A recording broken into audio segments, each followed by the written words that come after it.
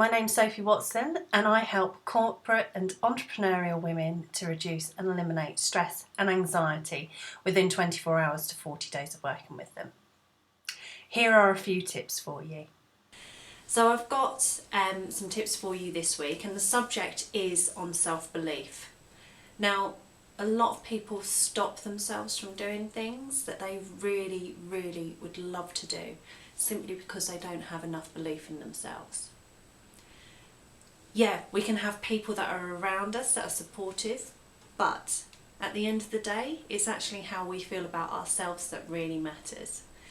And if we don't have that belief in ourselves, then how are we ever going to achieve those things that we want to achieve?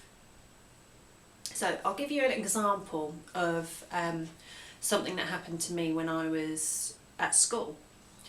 And I was doing a course in the sixth form, and I knew that I was doing really well, and I got my predicted grades, and my predicted grade was a distinction for this particular course.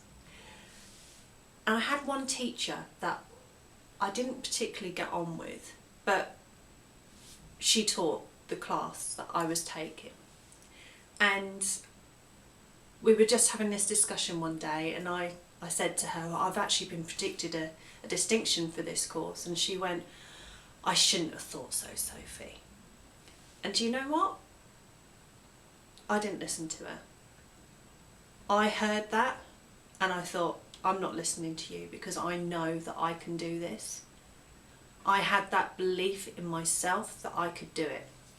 So, and her just saying that to me made me even more determined that I was going to do it, because I was going to prove her wrong. And guess what? I did. I got a distinction. So you need to block out what other people are saying to you. When you feel as though they're bringing you down, you block it out. It is hard, but if you know that you can do something, if it's something that you're passionate about, then go for it. Prove all those doubters wrong. It's like people that are famous and they've got there because of their persistence, because it was something that they loved to do. It's people like Jim Carrey, for instance. He wanted to earn $1 million. I think that's the story. He wanted to earn $1 million, and he just kept going for it. He just stopped with that self-doubting and everything. He believed he could do it, and he did. Look where he is now. Don't listen to the doubters. Just stop listening to everybody else. Listen to yourself. Listen to your gut. Is your gut saying to you that this is what you want? And if it is, then go for it. Start by listening to yourself. Listening to the things that you say to yourself. Like every now and then we call ourselves idiots or whatever. Listen to the language in your head as to what you're actually saying to yourself, because a lot of the time we put ourselves down and we don't need to be. Think about where that's actually come from. We wouldn't have started off with that, like being born calling ourselves idiots. We've learnt that, and we've learnt that from other people. So start to think about where those actual beliefs about yourself have come from. Think about who might have said those things to you when you were younger. Who might have said those things to you recently? Who says them to you often? Is that actually your voice inside your head telling you that you can't do those things? When you realise that it isn't you that's saying it and that you've heard it from somebody else, we can start doing something about that. Again, we can stop listening to that. We can filter out all of those doubts, all of those fears. Fear of failure. This is really, really common. There's also a fear of success. But the thing is, if you don't actually go for it, you will never know if you could have been a success at that thing that you really want to do. You'll spend your entire life regretting that you didn't take that opportunity, that you didn't do it. And why at the end of the day? Because you listened to what everybody else said. You didn't have enough belief in yourself.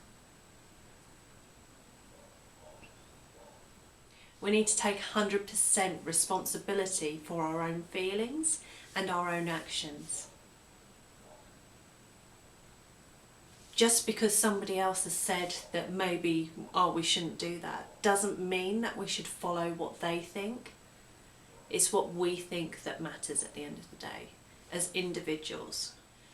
And if you're going to fail at something, you're going to fail at it. But you would have learnt some lessons along the way. You would have learnt why you failed at it.